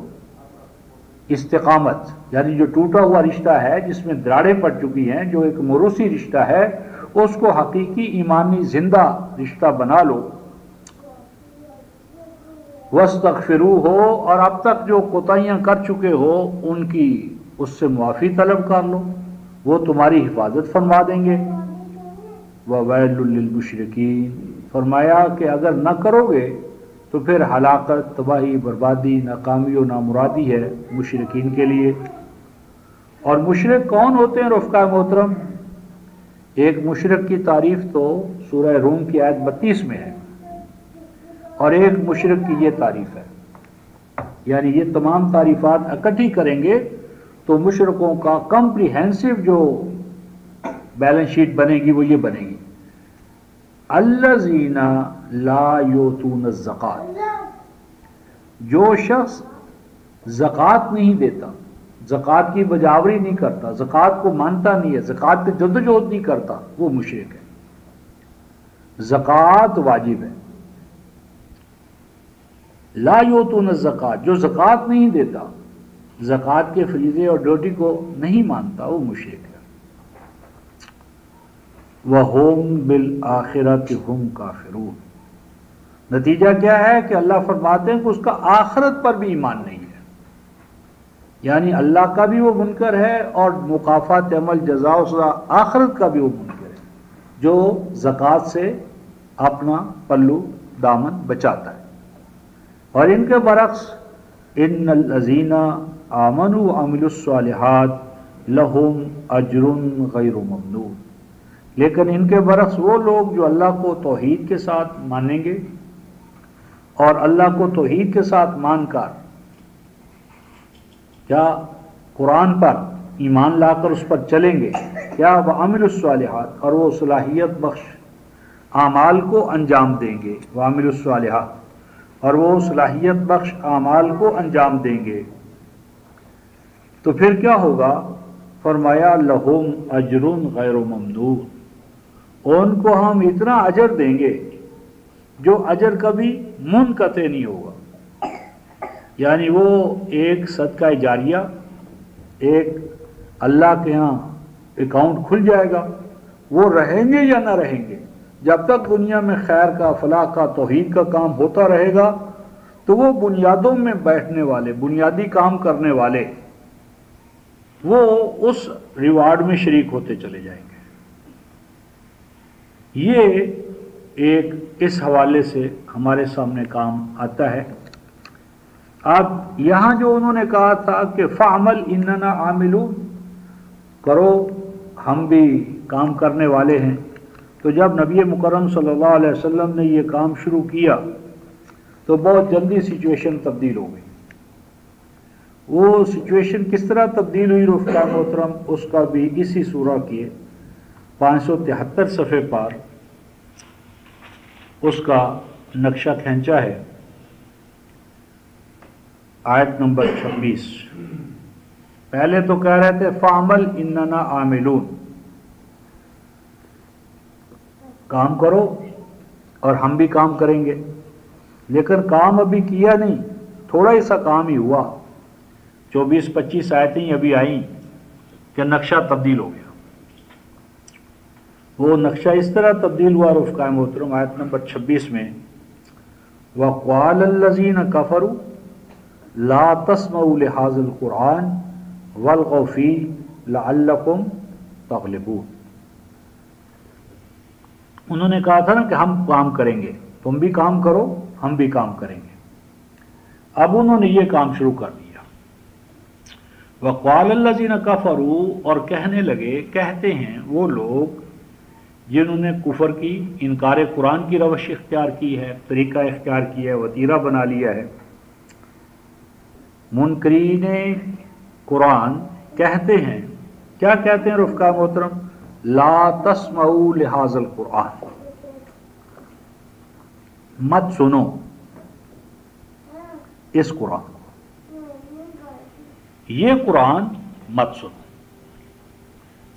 لا تسمعوا مت سنو لہذا القرآن۔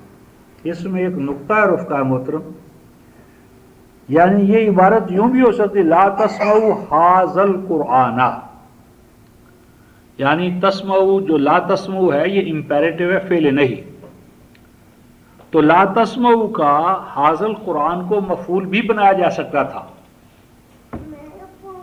یعنی یوں بھی ہو سکتا تھا کہ یہ قرآن نہ سنو۔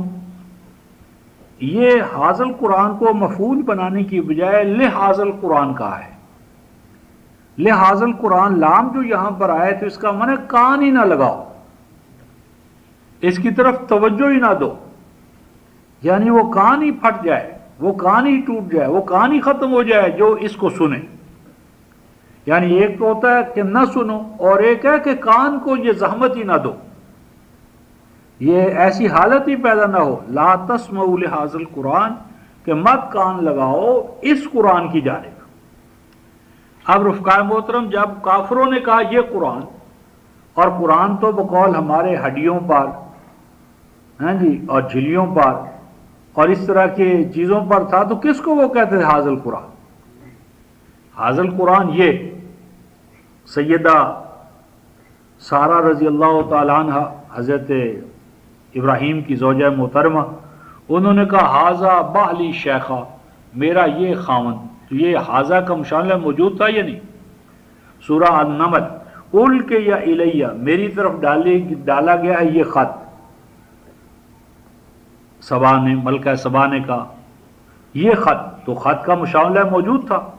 اسی طرح ھذا القرآن، یہ قرآن، تو خارج میں کوئی چیز موجود تھی جسے وہ کافر بھی کہتے یہ قرآن ہے، تو اس قرآن کی طرف کان مت لگاؤ۔ اور آگے فرمایا رفقائے محترم والغوا فی،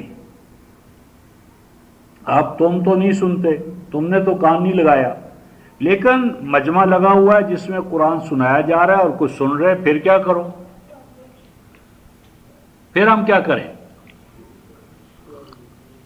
والغوا فی، لغو، لغو کس کو کہتے ہیں رفقائے محترم؟ عجیب لفظ آیا ہے، لغل غراب لغون، کوے کا کائیں کائیں کرنا۔ کوے کا کائیں کائیں کرنا کیا آواز ہے؟ میننگ لیس۔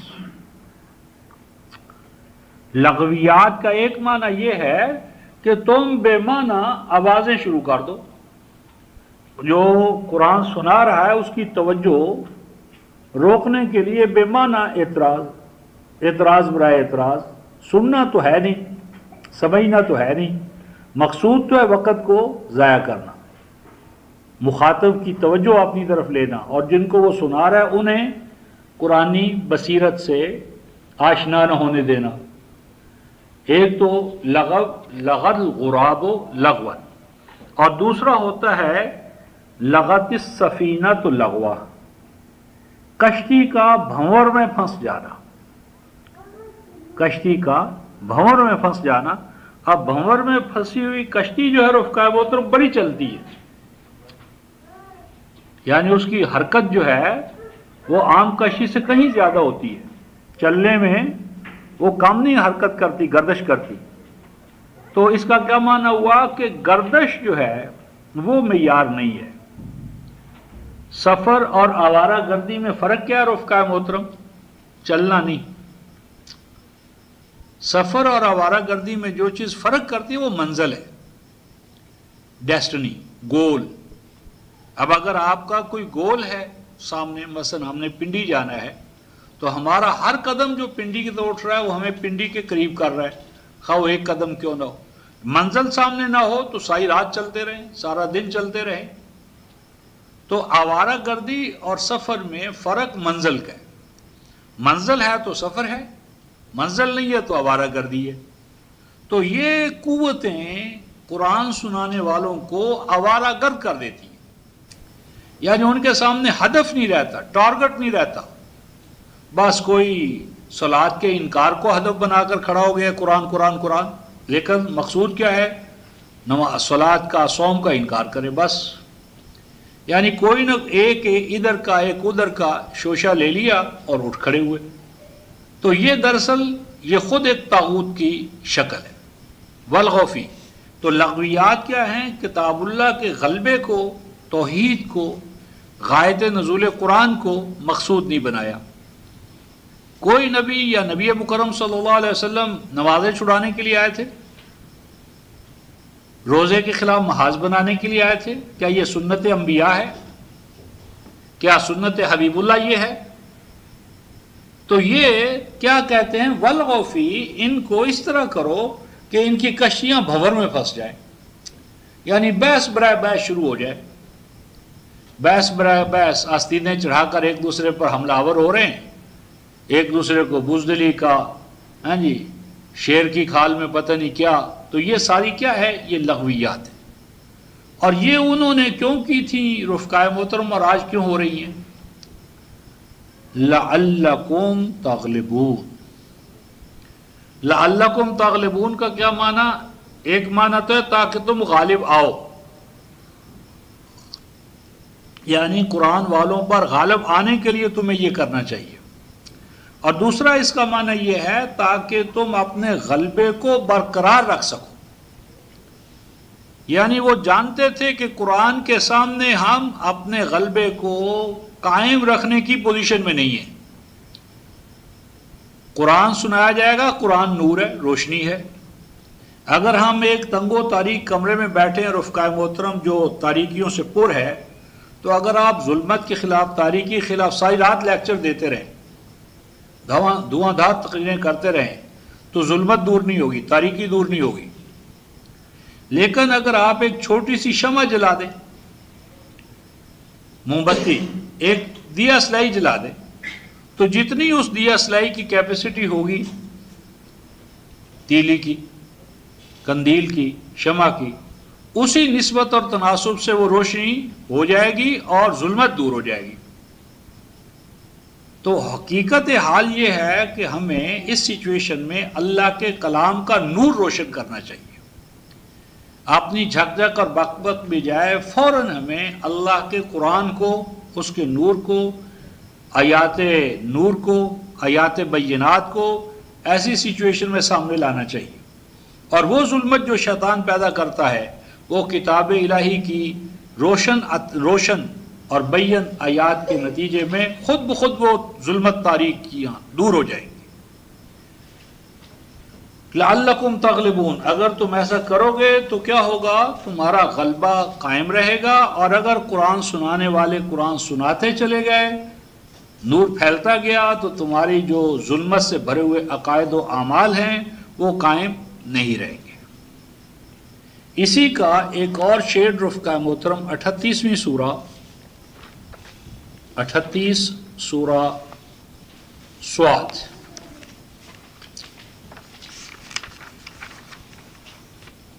सूरा स्वाद 542 सफ़ा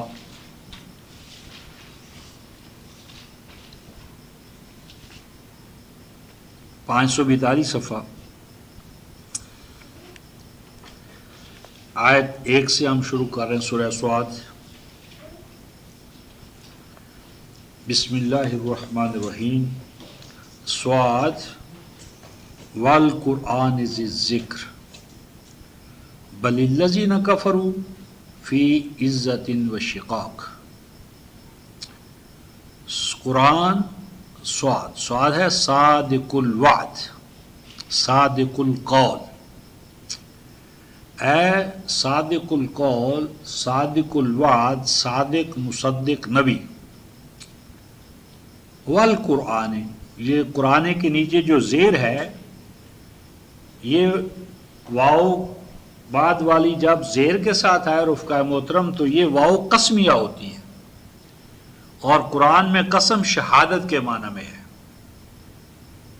और आपके सादिक होने पर गवाह के तौर पर हम पेश करते हैं कुरान। आपके सादिक होने पर गवाह है कुरान। कैसा कुरान? जी ज़िक्र, कि जो कुरान वालों को ज़मानत देता है کہ جب تم قرآن پر چلو گے تو تمہارا بھی ذکر اس کائنات میں باقی رہے گا. یعنی جب کوئی قوت، طاقت، فرد کتاب اللہ سے وابستہ ہوگا تو جب تک کتاب اللہ کی تعلیم زندہ ہے تو ان خادموں کی خدمات بھی تابت زندہ رہیں گی. رفقائے محترم، اگر سیدنا ابوبکر صدیق، حضرت عمر فاروق، حضرت عثمان غنی، حضرت علی اور صحابہ کرام، ان کے پاس یہ دولت، یہ قوت، یہ طاقت، یہ شجاعت اس سے 1000 گنا زیادہ ہوتی، لیکن اگر یہ قرآن سے وابستہ نہ ہوتی تو ہمیں اس سے کیا. یعنی یہ ذوات مقدسہ اور ان کی جد و جہد جب کتاب اللہ کے ساتھ جڑ گئی تو امٹ اور امر ہو گئی. اب آنے والے جب بھی آئیں گے تو ان کا ذکر جمیل کریں گے، ان کے لیے اللہ کے حضور میں دعائیں کریں گے، ان کے احسانات کے شکر گزار ہوں گے، اور کائنات میں ان کا ذکر جمیل تا ابد قائم ہے، حیات دنیا میں بھی. تو قرآن ذی ذکر، قرآن خود ذکر والا ہے اور جو اس سے وابستہ ہوں ان کو ذکر والا بناتا ہے. فرمایا بل الذین کفروا فی عزت و شقاق، لیکن وہ لوگ جو کتاب اللہ کے منکر ہو جاتے ہیں، انکار کا مسئلہ کیوں پیدا ہوتا ہے؟ فی عزت، ان کو تو اپنی عزت کا پاس ہوتا ہے، اپنی عزتوں کے چھننے کا خطرہ ہے کہ اگر ہم کتاب اللہ کو مانیں گے تو ہمیں عوام الناس کی سطح پر آنا پڑے گا، کتاب اللہ کے سامنے ہمیں پابند ہونا پڑے گا، اس کے احکام کی پابندی اختیار کرنی پڑے گی، تو شتر بے مہار ہم نہیں ہو سکتے. وشقاق، اور اپنی جو 2.5 انچ کی الگ الگ وہ بنا کر چدراہٹیں بیٹھے ہوئے ہیں، علیحدہ، ہاں جی، اللہ سے علیحدہ، اس کے دین سے، کتاب سے، نبی سے، سنتوں سے علیحدگی کی جو نفسیات ان کے اندر ہے وہ دراصل اصل سبب ہے. اور فرمایا کوئی بات نہیں، کام اہلکنا من قبلہم من قرن فنادوا ولا تہین مناس. فرمایا کہ یہ جو آج بڑے اپنے آپ کو فن خواہ بنا کر بیٹھے غالب، یہ غلبے مٹیں گے، یہ ظلمت کی پیداوار ہیں، نور ان سب کو کافور کرے گا، نور ان کو کچل ڈالے گا، نور ان کو بے نقاب کرے گا. فرمایا کم اہلکنا من قبلہم من قرن، کتنوں ہی کو ہلاک کیا ہم نے ان سے پہلے، اور وہ قرن بڑے سینگ والے تھے. قرن جو ہے سینگ کو، قوت کو، طاقت کو، بڑی طاقتیں تھی ان کے پاس، فرعون، حامان، قارون اور رومیوں کے پاس، اور اس وقت کے مجوس کے پاس، ابو لہب اور ابو جہل کے پاس بڑے غلبے تھے، قوتیں، طاقتیں، سب کچھ تھا. تو فرمایا فنادوا ولا تہین مناس، اور جب ہماری پکڑ کا وقت آیا تو ہم نے اس طرح ان کو پکڑا کہ وہ ایک دوسرے کو اپنی ہیلپ کے لیے بلانے لگے، لیکن کوئی بھی ان کی مدد کے لیے نہ آ سکا. وَعَجِبُوا أَن جَاءَهُم مُنذِرٌ مِّنْهُمْ، فرمایا کہ قرآن کے پیغام پر ان کو تعجب کیا ہے؟ تعجب کیا منکرین نے اس بات پر کہ آیا ان کے پاس ایک وارنر، منذر، منہم، جو انہی میں سے ہے، وہ خدا نہیں، خدا کا بیٹا نہیں، خدا کا اوتار نہیں، ہاں جی، وہ انہی میں کا ایک فرد ہے، انہی میں پلا بڑا جوان ہوا، وہ کہیں باہر کا نہیں ہے کہ وہ جانتے نہ ہو. وَقَالَ الْكَافِرُ هَذَا سَاحِرٌ كَذَّابٌ، اور بجائے اس کے کہ اس منذر کے انذار کو حقیقت سمجھے، انہوں نے کہا نہیں، یہ جادو بیانی ہے، یہ الفاظ کا گورکھ دھندا ہے، یہ الفاظ کی ملمہ کاری ہے. جس طرح شاعر اپنے شعر سے دوسروں کو متاثر کر لیتے ہیں تو یہ اس کی خطابت ہے، جادو بیانی ہے، اور حقیقتاً تو یہ جھوٹ ہے، سچ نہیں ہے جو کہہ رہے ہیں. اجعل الآلہۃ الہا واحدا ان ھذا لشیء عجاب، کہتے ہیں عجیب بات ہے یا نہیں کہ ہم نے تو الگ الگ ڈپارٹمنٹ بنا لیے ہیں کہ اس کے پاس یہ شعبہ ہے، اس کے پاس یہ شعبہ ہے، اس کے پاس یہ شعبہ ہے، اور ہر ایک کو الگ الگ رکھ دیا ہے اور ہر ایک سے الگ الگ مانگ لیتے ہیں.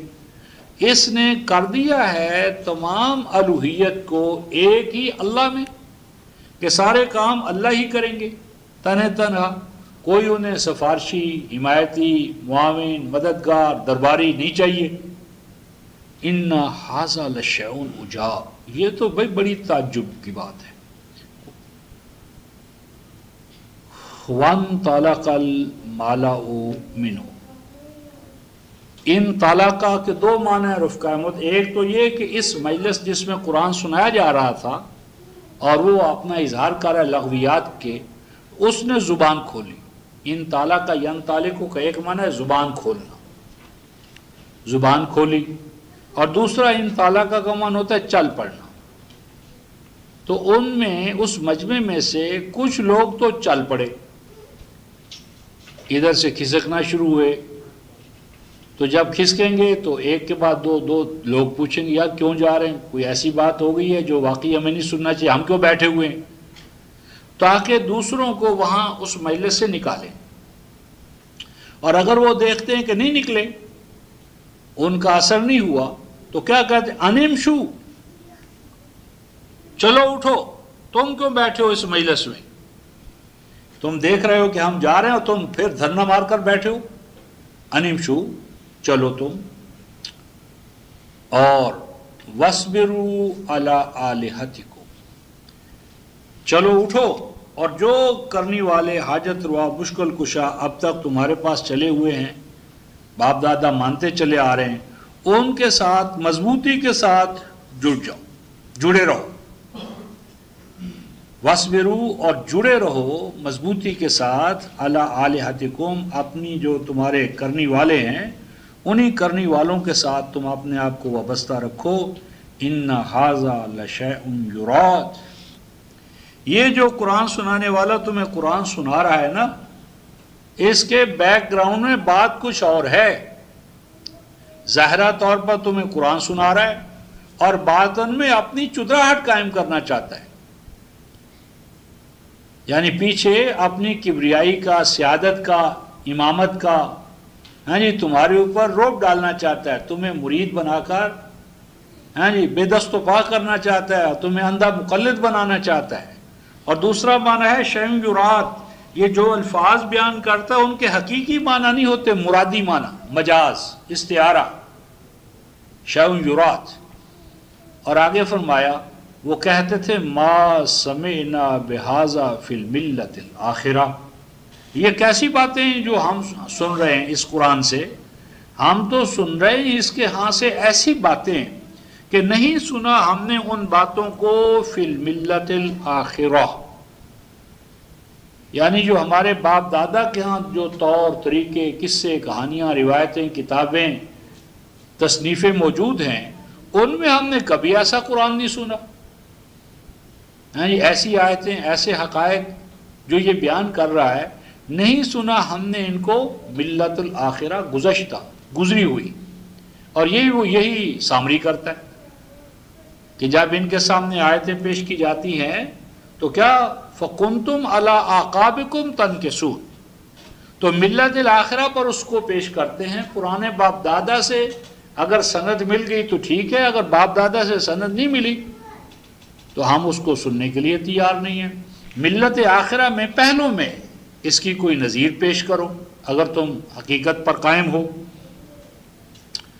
اور آگے فرماتے ہیں رفقائے محترم، ان ھذا الا اختلاق، ہمیں تو یوں نظر آتا ہے کہ جو کچھ یہ قرآن پیش کر رہا ہے یہ کیا ہے، اختلاق، خلق، یعنی یہ ساری جال سازی ہے، تک بندی ہے، ایجاد بندہ، یہ تو اس کی من گھڑنت باتیں ہیں۔ اختلاق خالق کا خود گھڑتا ہے اور گھڑ گھڑ کر اللہ کے کھاتے میں ڈال دیتا ہے ان کو۔ پھر انہیں اس بات پر تعجب ہوا رفقائے محترم، انزل علیہ ذکر من بیننا، دیکھو تو صحیح یہ کون ہے جو دعویٰ کرتا ہے کہ اس پر قرآن نازل ہوا ہے، نہ اس کے پاس مالی وسائل ہیں۔ دوسرے مقام پر سورہ الفرقان میں فرمایا اس کے پاس تو کوئی خزانے نہیں ہیں، اور اس کے پاس کوئی باغات نہیں ہیں، کھیتیاں نہیں ہیں، کہ اگر یہ کوئی لینڈ لارڈ ہوتا خود بھی کھاتا اپنی زمینوں سے اور دوسروں کو بھی کھلاتا۔ پھر اس کے پاس کوئی خزانے نہیں ہیں کہ چلو اس کے ہاتھ پر اگر ہم ہاتھ دے دیں، اس کے پاس آ جائیں تو کوئی ہمارا مسئلہ ہی حل ہو جائے معیشت کا. نہ یہ سرمایہ دار ہے، نہ یہ صنعت کار ہے، نہ یہ جاگیردار ہے. تو اللہ نے کس بنیاد پر اسے منتخب کر لیا؟ اَأُنزِلَ عَلَيْهِ الذِّكْرُ مِن بَيْنِنَا، ہمارے ہوتے ہوئے ہمارے اکابر اور مشائخ اور سرداروں کے اور وڈیروں کے اور بڑے بڑے جبے دستاریں، ہاں جی، بینک بیلنس تجوریاں، ان کے ہوتے ہوئے ان کو نظر انداز کرتے ہوئے اللہ نے اس کو لے لیا اپنے کلام کے لیے. یہ کیسے ہو گیا؟ کیسے ہم مان لیں کہ جب کوئی سردار کسی سردار کی طرف پیغام بھیجتا ہے تو سردار کو منتخب کرتا ہے. تو جب اللہ رب العالمین نے اپنا پیغام بھیجنا تھا تو اس کے ذریعے بھیجتا. لولا انزل هذا القرآن على رجل من القريتين عظیم، یعنی مکہ اور طائف کے بڑے بڑے جو اساطین تھے، سردار تھے، سب کو اللہ نے نظر انداز کر دیا اور اس کو لے لیا. کیسے ہم مان لیں؟ فرماتے ہیں بل هم فی شک من ذکری بل لما یذوقوا عذاب. فرمایا کہ اصل بات یہ ہے کہ یہ تو اپنے اندر سوائے شک کے کچھ نہیں رکھتے، یہ تو مشکوک ہے، شکوک و شبہات میں گھرے ہوئے ہیں. اور اصل بات یہ ہے کہ ان کے اعمال بد کی ابھی ان کو سزا نہیں ملی. اور باقی ان کا یہ کہنا کہ یہ قرآن جو پیش کر رہا ہے یہ مالی حوالے سے اس کے پاس کچھ نہیں ہے، وہ پوزیشن نہیں ہے جو ان کی ہے، یہ ان کے سرداروں کی ہے، تو تھوڑی دیر انتظار کرو. فرماتے ہیں ام عندہم خزائن رحمت ربک العزیز الوہاب. تو یہ جو خزانوں کی بات کرتے ہیں، فرمایا کہ یہ بھی عنقریب تم دیکھو گے کہ یہ قرآن کی دعوت جو لے کر اٹھے ہیں ان کے خزانے کس طرح بھرتے ہیں اور تمہارے ہاں کس طرح خزانوں میں کمی آتی ہے. جس اللہ نے انہیں قرآن عطا کیا ہے، کیا وہ حیات دنیا کی جو چیزیں ہیں ان سے انہیں محروم کریں گے جب بھی اس کی ضرورت ہوگی؟ تو فرماتے ہیں کہ یہ عزیز الوہاب اللہ ان خزانوں کا بھی ان کو مالک بنائے گا. ام لہم ملک السماوات والارض وما بینہما فلیرتقوا فی الاسباب. اور اگر ان کا یہ خیال ہے کہ ان کے پاس اقتدار ہے تو فرمایا زمین و آسمان میں اگر کہیں ان کی چل سکتی ہے تو چلا لیں. فلیرتقوا فی الاسباب، جو اسباب، وسائل، قوت، طاقت ان کے بس میں وہ لگا لیں. لیکن اللہ کا قرآن جند ما ہنالک محزوم من الاحزاب. فرمایا کہ اس قرآن کے زیر سایہ ایسی فوج، ایسی ایک قوت، ایسی ایک طاقت تیار ہو رہی ہے. اس قرآن کے زیر سایہ ایک ایسا جند، ایک آرمی، ایک ہراول دستہ تیار ہو رہا ہے. ما ہنالک محزوم من الاحزاب، کہ اس لشکر کو، الہی لشکر کو ناکام کرنے کے لیے بڑے بڑے لشکر آئیں گے، جتھے آئیں گے، احزاب آئیں گے، فرقے اور گروہ آئیں گے. لیکن یہ چھوٹا سا ہمارا لشکر، قرآنی لشکر، ان بڑے بڑے لشکروں سے شکست نہیں کھائے. یہ اللہ نے قبل از وقت پیشین گوئی کی اور تاریخ نے ثابت کر دیا. چھوٹا سا لشکر بدر سے چلا اور کس محاذ پر اسے پسپائی ہوئی، اور بڑے بڑے لشکر آئے، وسائل والے آئے، قوت و طاقت والے آئے، لیکن ان تمام قوت و طاقت والوں کو شکست ہوئی. اور اس ضمن میں رفقائے محترم قرآن نے سورہ الانعام آیت 134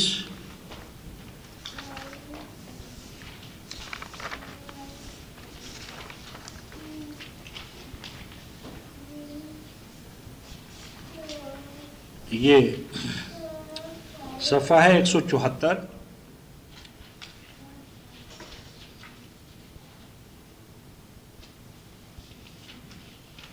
یہ ہم آیت 134 لے رہے. انما توعدون لآت وما انتم بمعجزین. قرآن اپنے منکروں کو کہہ رہا ہے کہ سن لو، جو اللہ تعالیٰ نے تمہارے ساتھ وعدے کی، وعیدیں کی ہیں کہ تم ناکام ہوگے، لآت، وہ اللہ کے وعدے پورے ہو کر رہیں گے. وما انتم بمعجزین، اور تمام مل کر تم اللہ کے ان وعدوں اور وعیدوں کو پورا ہونے سے روک نہیں سکتے. اور اے ہمارے حبیب، آپ اعلان کر دیں۔ مکی ماحول ہے، سورہ الانعام۔ ایسے ماحول میں رسول پاک صلی اللہ علیہ وسلم اعلان فرماتے ہیں حکم الہی کے تحت، کیا؟ یا قوم اعملوا علی مکانتکم انی عامل، اے میری قوم میرا مطالبہ تم سے بس اتنا ہے۔ کیا مطالبہ ہے رفقائے محترم؟ اعملوا علی مکانتکم، اے میری قوم جو تمہارے پاس وسائل ہیں، جمعیتیں ہیں، جماعت ہیں، اسٹیٹس کو ہے، وہ تمہیں مبارک ہو۔ علی مکانتکم، اپنے وسائل جو کچھ تمہارے پاس ہے، قوت، طاقت، مراکز تمہارے پاس، ان سب کے ساتھ اٹھو اور کام کرو، اور مجھے ناکام کرنے کے لیے کام کرو۔ یہ ہے اپنی ذات پر اور اللہ کے کلام پر اور اپنے کلام الہی کے مستقبل پر یقین۔ علم الہی کی یہ شان ہے کہ اعملوا علی مکانتکم، اے میری قوم کام کرو۔ ایک فرد کو نہیں کہا، پوری قوم کو ڈنکے کی چوٹ کہا کہ اپنی پوزیشنیں سنبھال لو، جو وسائل ہیں وہ تمام بروئے کار لے آؤ اور کام کرو۔ اور فرمایا انی عامل، بس اتنی بات ہے، مجھے بھی کام کرنے دو۔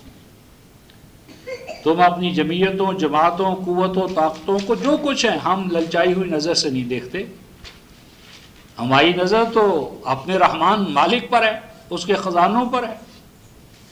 تو تمہارے پاس جو کچھ ہے اس کو تم اپنے پاس رکھو اور کام کرو، بیکار نہ بیٹھو، مجھے ناکام کرنے ہی کے لیے کام کرو۔ انی عامل، بس اتنی بات ہے، مجھے بھی کام کرنے کے روکو نہیں۔ تمہارے لیے میرے لیے دونوں کے لیے میدان ایک ہے، تم اپنا کام کرو اور مجھے کام کرنے دو۔ فرماتے ہیں انہو کیا فسوف تعلمون من تکون لہ عاقبۃ الدار انہو لا یفلح الظالمون۔ فرمایا کہ تم دیکھو گے فسوف تعلمون، یقین کے طور پر، ظن اور گمان کے طور پر نہیں، سر کی آنکھوں سے دیکھ لو گے۔ کیا دیکھ لو گے؟ من تکون لہ عاقبۃ الدار، انجام کار جو کامیابی ہے وہ کس کے ہاتھ میں آتی ہے۔ یہ جو عاقبۃ الدار ہے، عام ترجمہ اس کا کرتے ہیں گھر کا پچھواڑا، کہ انجام کار گھر کا پچھواڑا کس کے پاس آتا ہے۔ تو اصل بات یہ نہیں ہے، گیند کا یا ریس میں جب ہم چلتے ہیں تو کامیابی کے وقت جس کو کہ مثلا شیلڈ یا تمغہ یا وہ جو کچھ اس کو انعام ملنا ہوتا ہے، جدھر وہ گھوم کر آتا ہے فائنل، اس کو عربی زبان میں عاقبۃ الدار کہتے ہیں، کہ کوئی چیز گھوم پھر کر انجام کار کہاں آ کر بیٹھتی ہے۔ تو یہ آخری فتح کا جو انجام ہے وہ تم دیکھ لو گے۔ اور میرا ایمان ہے انہو لا یفلح الظالمون، کہ بلا شبہ جو ظلم پہ چلے گا، ہاں جی، ظلم سے مراد یہاں پر شرک ہے، کہ انجام کار شرک کے لیے کامیابی نہیں ہے۔